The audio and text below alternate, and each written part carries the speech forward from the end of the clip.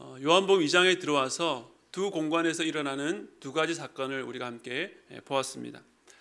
가나에 있었던 혼인잔치에서는 물을 포도주로 바꾸시는 사건과 또 예루살렘 성전에서 장사꾼을 쫓아내시며 성전을 정화시켰던 사건입니다.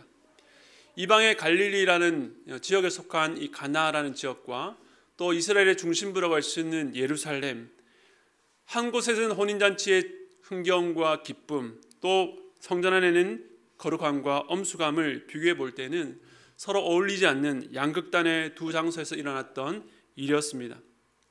하지만 두 장소 모두 예수 그리스도께서 자신의 메시아 되심을 드러내시기 위해서 의도적으로 선택하신 장소이며 그 안에서 보여주신 중요한 영적 의미가 서로 깊이 연결되어 있다는 것을 우리는 알게 됩니다.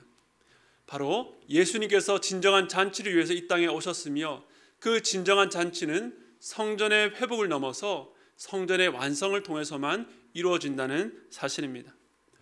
그리고 혼인잔치에서 예수님께서 언급하셨던 나의 때와 또 예루살렘 성전으로 가실 때에 언급되었던 유월절이 가까워 온지라 라고 하는 이 두 가지 시그널 모두 예수님의 십자가와 부활을 가리키고 있는 것입니다.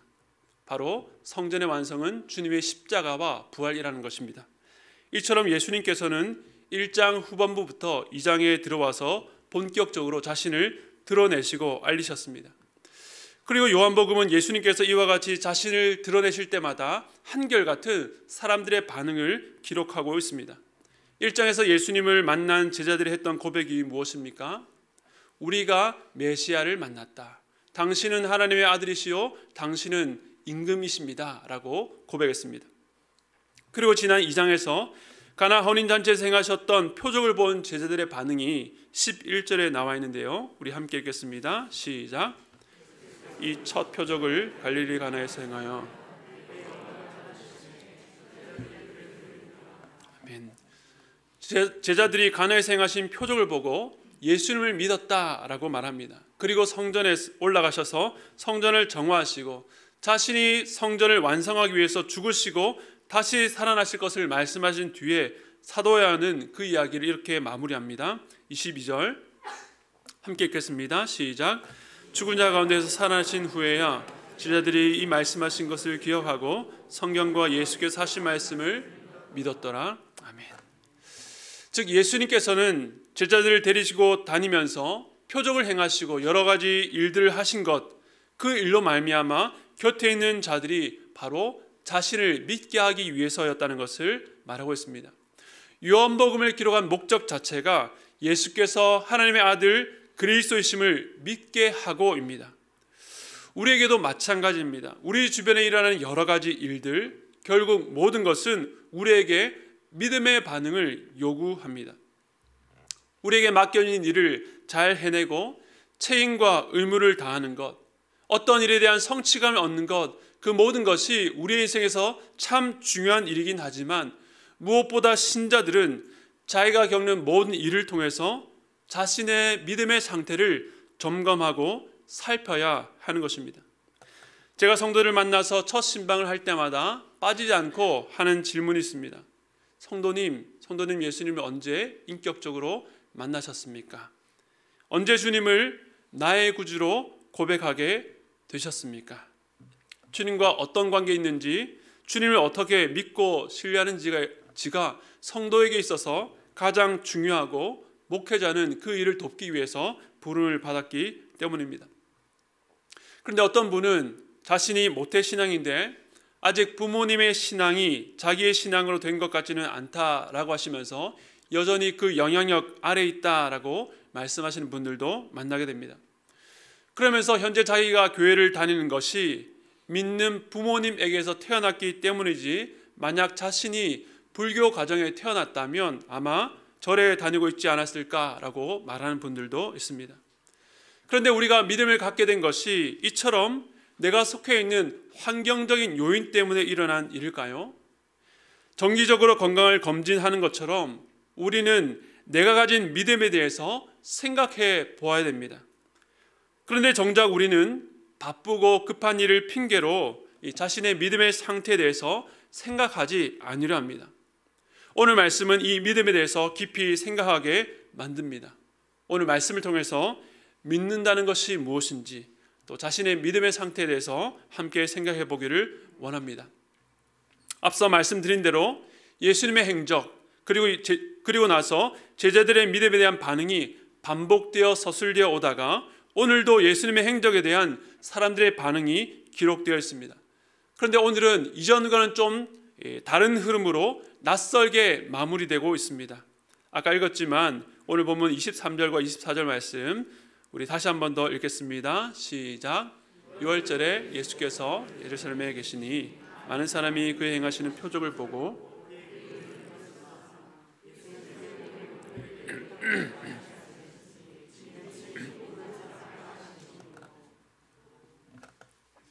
지난주에 본 것처럼 6월절이 가까웠을 때에 예수님께서 예루살렘의 성전에 올라가셨고 성전을 정화하신 다음에도 그곳 예루살렘에 더 머물면서 여러 표적들, 이적을 행하셨습니다. 당시 예루살렘에 모였던 많은 사람들이 그가 행하시는 표적을 보고 오늘 본문에 보니까 그의 이름을 믿었다라고 말하고 있습니다. 여기까지는 이전의 패턴과 비슷합니다. 그런데 이 유대인들의 믿음에 대한 예수님의 반응이 기록되어 있는데 매우 의외입니다. 많은 사람들이 표적을 보고 그의 이름을 믿었으나 예수는 그의 몸을 그들에게 의탁하지 않으셨다라고 말합니다. 여기서 무리들의 동사인 믿다라는 것과 예수님의 동사인 의탁하다라는 말이 다른 단어가 아니라 헬라어로 이 피스티오라고 해서 믿다, 신뢰라는 뜻의 동사를 썼습니다. 그러니까 무리들은 예수님을 믿었는데 예수는 그들을 믿지 않았다라는 것입니다. 처음 이 말씀을 읽을 때 든 생각은 이게 뭐지? 왜 굳이 예수님께서 저들을 믿지 않으셨다는 말씀을 여기에 기록해 두셨을까라고 생각했습니다. 말하자면 예수님께서 표적을 행하셔서 자기를 믿게 만들고는 그들이 믿었는데 정작 주님은 그들을 믿지 않으셨다라고 하는 것입니다. 심지어 무리들이 표적을 보고 그의 이름을 믿었다라는 말씀은 요한복음 1장 12절에서 영접하는 자, 곧 그 이름을 믿는 자들에게는 하나님의 자녀가 되는 권세를 주셨으니 라고 할 때에 그 이름을 믿는 자, 여기서 서술된 헬라어와 똑같은 단어, 똑같은 서술로 쓴 같은 말씀입니다. 분명히 요한복음 1장에서는 그 이름을 믿는 자들에게는 하나님의 자녀가 되는 권세를 주시겠다라고 했는데 한 장을 넘겨서 무리들이 그 이름을 믿었는데도 불구하고 왜 예수님은 그들을 믿지 않으신 걸까요? 이처럼 성경을 읽어가다 보면 그냥 넘어가지 못하게 만드는 그런 구절들을 만날 때가 있습니다. 자연스러운 흐름에서 뭔가 벗어나는 특이점이 있는 멈추게 하는 말씀들입니다. 우리는 그 말씀 앞에 멈춰야 됩니다. 그리고 하나님께 질문해야 됩니다. 왜냐하면 이런 지점을 통해서 하나님은 이 믿음에 대해서 중요한 교훈을 우리에게 주시기 때문입니다. 그냥 표적을 보고 믿었다라고 서술이 끝났다면 고민 없이 넘어갈 지점에서 그들의 믿음에 대한 주님의 평가는 우리로 하여금 믿는다는 것은 무엇인가 라고 하는 질문 앞에 서게 만든다는 것입니다. 우선 믿음에 대한 가장 기본적이고 초보적인 이해라고 한다면 원인과 결과라고 하는 인과관계의 원리로 받아들이는 것입니다. 내가 믿으면 구원받고 믿으면 복받고 믿으면 하나님의 뜻이 이루어지고 하는 식입니다. 물론 심은 대로 거둔다라는 말씀처럼 우리의 삶의 많은 영역에서 실질적으로 우리의 경험 세계에서 쉽게 접할 수 있는 원리입니다. 그러나 인과관계가 갖는 위험이 무엇입니까? 그 안에 훨씬 더 중요한 인격적인 연결고리를 잃게 만든다는 것입니다. 마치 자판기처럼 내가 믿음이란 동전을 넣기만 하면 자동적으로 응답이 나오는 것이 믿음의 세계가 아닙니다. 심은 대로 거둔다는 것이 하나님께서 이 세상을 통치하시는 매우 중요한 원리요 방식 중에 하나이지만 그 안에도 놀라운 하나님의 섭리가 여전히 일하고 있는 것입니다. 또한 하나님은 그런 법칙에 묶이시는 분이 아니라 훨씬 더 크신 분입니다. 단지 이 세상이 자연적으로 그냥 법칙대로 흘러가도록 기계적으로 만들어 놓으신 것이 아니라 그 안에는 하나님의 세밀한 간섭과 계획과 목적과 일하심이 있습니다. 오늘날 세계적으로 일어나고 있는 기후의 변화와 또 여러 자연 재앙들을 보면서 이 세상이 원래부터 그렇게 자연적이고 자동적으로 조성된 것이 아니라는 것을 깨닫게 됩니다. 그것은 바로 만물을 지탱하고 운행하시는 하나님께서 오늘도 질서 있게 이 땅을 다스리지 않는다면 세상은 무질서로 갈 수밖에 없다는 사실입니다. 믿음의 세계도 마찬가지입니다. 그래서 믿음에 대해서 우리가 반드시 기억해야 될 것은 이 믿음은 무생물이나 어떤 사물에 대한 것이 아니라 생각하고 느끼고 의지를 가진 인격적 대상과의 사이에서 일어나는 일이라는 것입니다. 제가 교회를 개척하고 이 교회를 담임하기 전에 함께하는 교회에서 제가 10년 동안 부교육자로 사역을 했습니다. 한 교회에서 부교육자로 그렇게 오랫동안 사역하는 경우가 드문데 하나님께 저에게는 그런 기회를 주셨습니다. 10년 동안 한 교회에서 사역을 하면서 참 제가 누린 복이 많았습니다. 처음 서울로 올라왔을 때에 제가 전도사로 올라왔었는데 그 이후에 강도사로 또 목사 안수를 받고 또 그 교회에서 이렇게 사역을 여러 가지 사역을 다양하게 하면서 제가 부족하고 또 실수를 할 때에도 그 좋은 공동체 안에서 저를 용납하고 받아주는 것을 많이 경험하면서 제가 사역자로 성장할 수 있는 그런 기회가 되었습니다. 또 성도들과의 관계 가운데 시간을 10년 동안 함께 지내면서 쌓여가는 그런 신뢰의 은혜도 함께 누릴 수 있었습니다. 제가 처음 교회를 부임했을 때에 중등부 아이였던 아이가 20대 중반에 아이가 되었고 청년이 되었고 또 30대를 바라보았던 청년들이 아빠와 엄마가 되는 것을 보았고 또 50대 집사님이 이제는 60대에 손주를 거느린 권사님이 되는 것을 보았습니다. 그렇게 시간이 쌓여가면서 제가 성도를 알고 성도들도 저를 아는 그러한 신뢰가 깊이 쌓이면서 그러한 안정된 상황 가운데 제가 교회를 섬길 수 있는 그런 복을 누렸습니다. 이 교회에서도 이제 1년밖에 되지 않았지만 그러한 신뢰가 시간을 통해서 점점 쌓여갈 수 있기를 바라고 기대하게 됩니다.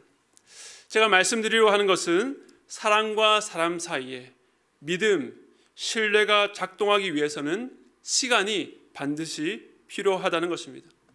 내가 오늘부터 당신을 믿기로 했으니 당신도 나를 믿어 라고 말해놓고 당신은 왜 나를 못 믿냐고 추궁하는 것은 상대방이 나와 같은 인격이라는 것을 이해하지 못하기 때문에 드리는 것입니다. 하는 말입니다. 하나님과 우리의 관계도 그렇습니다. 물론 어떤 분의 경우에는 극적인 사건이나 단 한 번의 만남을 통해서 믿음이 시작되기도 합니다. 그러나 오늘 본문을 보면 아시겠지만 그렇게 시작된 믿음에도 시간이 필요한 것입니다. 그 시간은 스토리라는 말로 대체할 수 있습니다.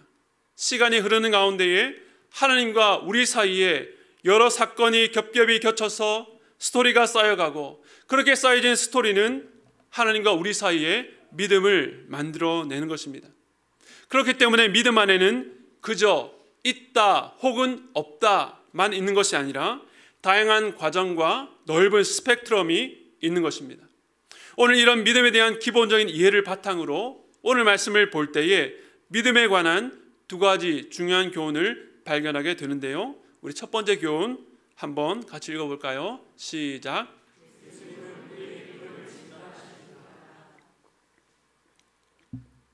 예수님은 우리의 믿음을 진단하십니다. 오늘 본문에서 왠지 모를 냉랭함이 남는 것은 이 무리들의 믿음에 대한 예수님의 평가가 좀 너무 박하다라는 인상 때문입니다. 앞서 제자들의 믿음에 대해서는 별다른 평가가 없었는데 이제 막 믿게 된 이 무리들의 믿음에 대해서는 너무 단정적이다라는 느낌이 듭니다. 오늘 말씀을 보면 그의 행하시는 표적을 보고 그의 이름을 믿었다라고 되어 있는데 우선 드는 생각은 표적을 보고 믿은 믿음이 잘못된 것인가 라는 그런 생각이 들었습니다. 예수님께서 사역하던 당시에 많은 사람들이 주님의 표적을 보고 여러 가지 이적들을 보고 예수님을 따랐습니다. 그러나 우리는 압니다. 그렇게 예수를 따른 자들이 모두가 예수를 믿은 자는 아니며 처음에 열광하고 따랐던 자들 중에는 이후에 예수를 십자가에 못 박으라고 외치며 돌아선 자들도 있었습니다. 그런데 오늘 본문에서는 표적을 보고 그저 따랐다라고 하지 않고 분명히 표적을 보고 그의 이름을 믿었다라고 되어 있습니다. 그렇다면 도대체 무엇이 잘못된 것일까요? 오늘 말씀에서 무리들이 표적을 보고 그의 이름을 믿었다라고 하는 것은 형식적으로 보면 완벽합니다. 그러나 주님의 평가에서 우리가 알 수 있는 것은 그들의 믿음에 있어서 사람이 알 수 없는 영역에서 큰 문제가 있었다는 것입니다. 겉으로 볼 때는 전혀 문제가 없이 믿은 것 같은데 그들의 마음과 영혼의 차원에서 깊은 문제가 있었다는 것입니다. 이는 한 사람이 예수님을 자신의 구원자로 받아들이는 과정에서 일어나는 일이 단순하지가 않고 그 믿음의 허들을 넘기 위해서는 사람의 차원을 넘어서는 힘이 필요하다는 것을 말해주는 것입니다. 그래서 오늘 말씀은 다음 주부터 살펴볼 니고데모와의 대화를 이해하기 위한 중요한 연결고리가 됩니다. 믿는다는 것은 우리가 생각하고 기대하는 대로 무언가 신기한 것을 보고 기적을 보았다라고 해서 생기는 것도 우리가 믿음의 가정에서 태어나 그 문화에 젖어 살면 자연적으로 믿어지는 것이 아닙니다. 우리가 때로 전도 대상자를 놓고 기도할 때에 지금 그 사람이 만난 어떤 문제, 건강이든 재정적인 문제든 관계의 문제든 그 문제만 해결되면 그분이 주님께로 돌아올 것 같아서 간절히 기도할 때가 있습니다. 그런데 진짜 그 문제가 해결되었지만 안타깝게도 주님께로 돌아오지 않는 경우도 있습니다. 잠시 교회를 찾았다가 다시 떠나는 것도 우리는 종종 보게 됩니다. 그런데 그 반대의 경우도 있습니다. 이제 막 교회를 다니기 시작한 초신자에게 정말로 감당할 수 없는 어떤 고난이 닥쳤습니다. 이러다가 그분이 믿음에서 떠나지 않을까 노심초사하며 중보기도 합니다. 그런데 그 고난 중에 그 초신자의 믿음이 약해지지 않고 오히려 더 강해지고 더욱더 주님을 신뢰하는 경우도 우리는 보게 됩니다. 그 사람 안에 어떻게 그런 믿음이 생겼는지 우리의 머리는 도저히 이해할 수가 없습니다. 인과관계처럼 어떤 원인이 있으면 당연히 있어야 될 결과가 아니라 전혀 뜻밖의 결과를 보게 되는 것이죠. 그 안에 있는 믿음이 논리적으로 이해되거나 설득이 되어서 된 일입니까? 그렇지 않습니다. 타락하고 부패한 인간이 그 내적인 문제를 넘어서 믿음을 가진다는 것은 우리의 이성이나 논리를 넘어서는 참으로 신비한 일이 그 사람의 심령 속에 일어나고 있다는 증거입니다. 마태복음 16장 17절 말씀 우리 함께 읽겠습니다. 시작. 예수께서 대답하여 이르시되 바요나 시몬아 내게 복이 있도다. 이를 내게 알게 하리는 혈육이 아니요 하늘에 계신 내 아버지시라. 아멘. 며칠 전 큐티 본문이기도 하죠. 이 갈리사야라 빌립보라는 지역에서 예수님께서 그를 따르는 제자들에게 너희는 나를 누구라 하느냐라는 질문에 베드로가 주는 그리스도시요 살아계신 하나님의 아들입니다 라고 고백합니다. 그런데 이 고백은 사람이 그에게 가르쳐준 것이 아니라 사람의 힘으로 얻게 된 것이 아니라 하나님 아버지께서 그에게 알게 하신 일, 즉 성령의 역사로 말미암아 가능한 일이라고 말씀하는 것입니다. 이처럼 믿음이란 사람이 예단할 수 없고 통제할 수 없는 영역에서 일어나는 일, 바로 성령의 역사를 통해서 일어나는 일입니다. 그렇기 때문에 오직 예수님만이 우리의 믿음을 정확하게 진단하실 수가 있습니다. 우리가 주변 사람들을 볼 때에 저분은 참 믿음이 좋아, 저분의 믿음은 정말로 대단해 라고 평가할 수는 있지만 그것이 정확한 평가는 아닙니다. 우리의 눈에 보기에 참 좋은 것 같았지만 주님께서는 다른 평가를 내릴 수도 있는 것이죠. 주님만이 정확히 진단하십니다. 주님께서 우리의 믿음을 평가하고 진단하신다는 사실에 기분 나빠하거나 불쾌하게 여길 필요가 없습니다. 오히려 그것이 우리에게는 복입니다. 왜냐하면 주님께서 그들의 믿음을 평가하셨기 때문에 그들의 믿음에 대한 문제가 드러나게 되었기 때문입니다. 그리고 이것이 그들의 믿음에 대한 최종 결론도 아닙니다. 우리가 누군가에게 평가받을 때에 왜 그것을 견디기 힘들어합니까? 그것이 나를 향한 최종 평가라고 생각되기 때문입니다. 물론 사람들의 평가가 공정하거나 객관적이지 않기 때문에 서운할 수도 억울함을 느낄 수도 있습니다. 또 때로는 우리를 향해서 내린 평가가 선입견처럼 굳혀지기도 합니다. 하지만 예수님은 사람들의 믿음에 대해서 유일하게 평가하고 판단하실 수 있는 분입니다. 그의 판단에는 오류가 없고 정확합니다. 그렇기 때문에 주님께서 우리의 믿음을 진단하고 평가하는 것은 오히려 복된 일입니다. 믿는 자로 자처하다가 마지막 날에 잘못된 믿음으로 평가받는다면 그보다 억울하고 돌이킬 수 없는 일이 어디 있겠습니까? 그런즉 선질로 생각하는 자는 넘어질까 조심하라는 말씀처럼 우리의 믿음은 날마다 주님으로부터 정확한 진단을 받아야 하는 것입니다. 그리고 주님의 진단은 무리들의 믿음에 대해서만 내린 것이 아닙니다. 복음서 곳곳을 보면 주님께서 제자들의 믿음을 책망하시고 또 사람들의 믿음을 격려하기도 또 위로하기도 하셨습니다. 그리고 그 모든 행동은 그들을 정죄하기 위해서가 아니라 그들의 믿음을 진단해서 그들이 더 깊은 믿음의 자리로 갈 수 있도록 이끄시기 위해서였습니다. 앞서 믿음은 시간과 스토리 속에서 쌓여가는 것, 나라는 인격과 예수님이라는 인격 사이의 신뢰와 믿음이 시간 속에서 만들어지고 형성되는 것이라고 말씀드렸습니다. 지금도 우리는 그 시간 속에서 믿음이 자라가고 있습니다. 그러기 위해서는 매 순간 우리의 믿음을 진단하시는 주님이 더욱더 필요한 것입니다.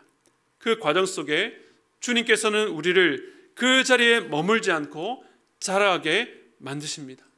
정확히 진단해야 정확한 치료가 가능해지는 것처럼 말입니다.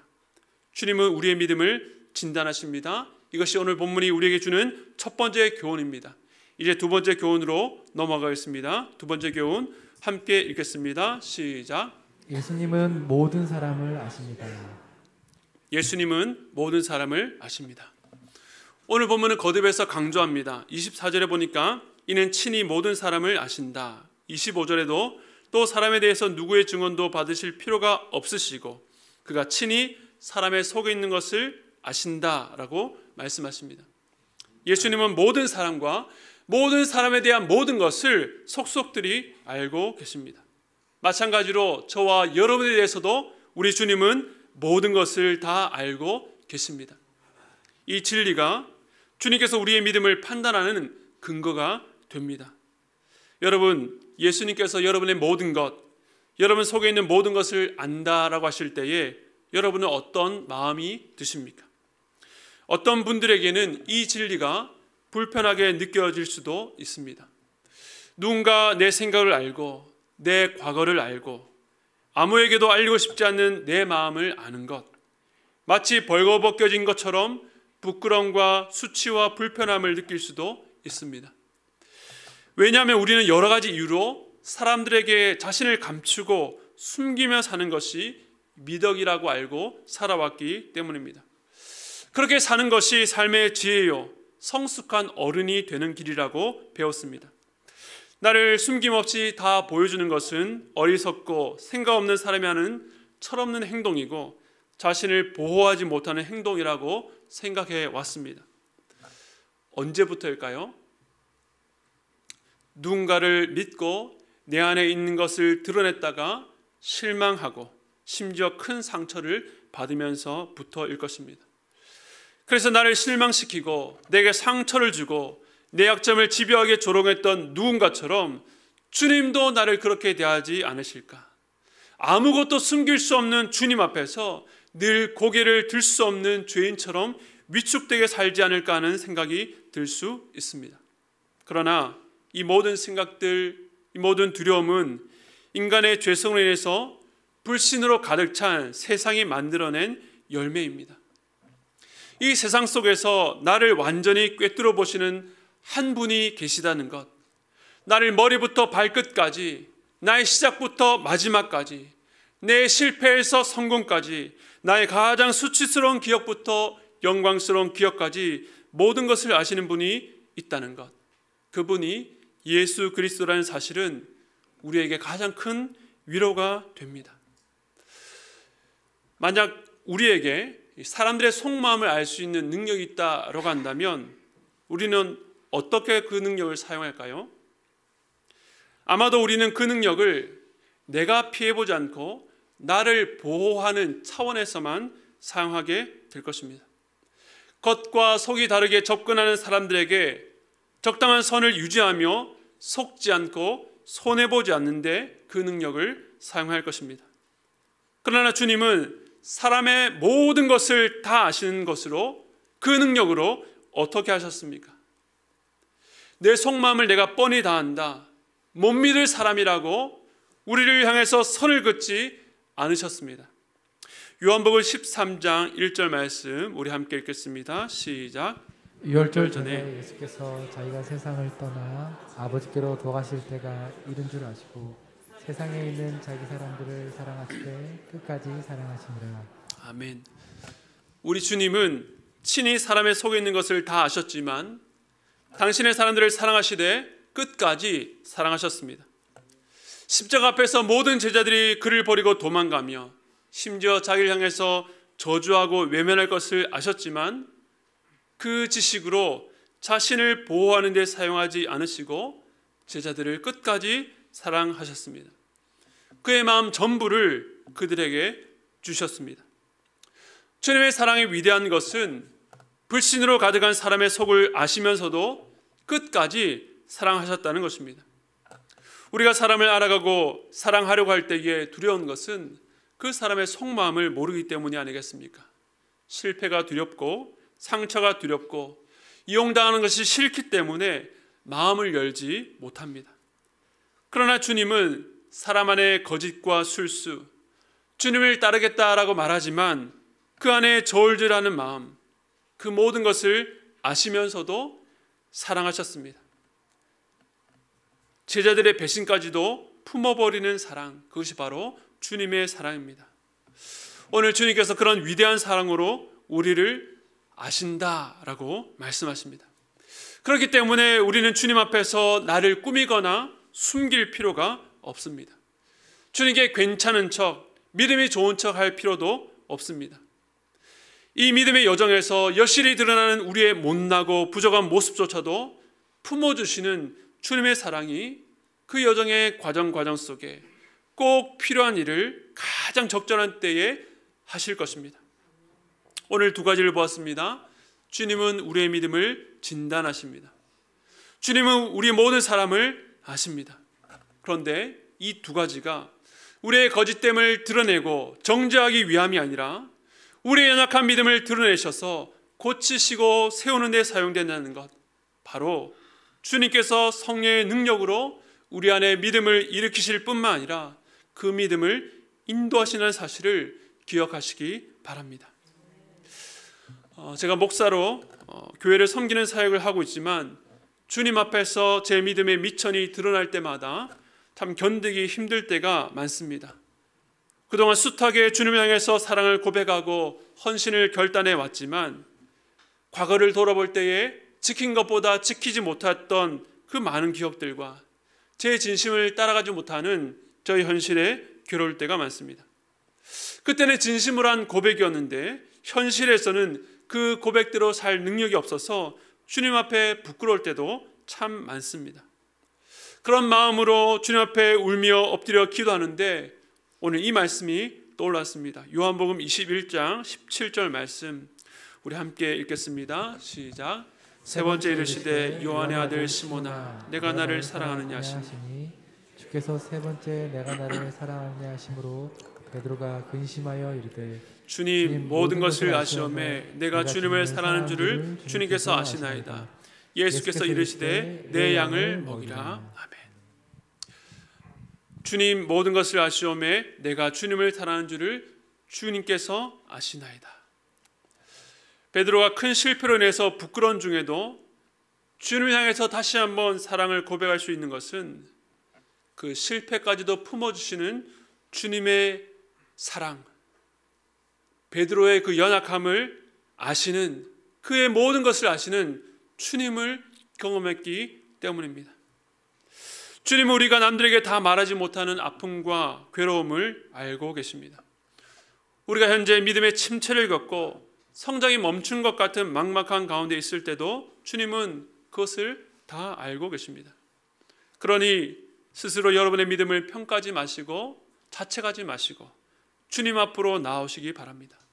믿음은 이미 우리의 모든 것을 아시고 이미 우리를 위해서 모든 것을 주신 주님을 나의 인생의 기간 동안에 시간 동안에 알아가고 그 주님을 더욱더 신뢰하며 의뢰하는 삶입니다. 우리는 그 길을 걸으며 넘어지고 쓰러질 때가 많겠지만 주님께서 우리를 향한 모든 지식과 모든 알므로 인내하시고 기다려 주신다는 사실을 기억하시기 바랍니다. 그러니 사랑하는 성도 여러분, 다른 어떤 것보다 여러분의 인생 가운데 처해 있는 그 어떤 문제보다 주님 앞에서 여러분과 주님과의 관계, 주님에 대한 믿음을 점검하시고 그 주님을 다시 한 번 더 신뢰함으로 걸어가시는 저와 여러분의 삶이 되기를 간절히 축복드립니다.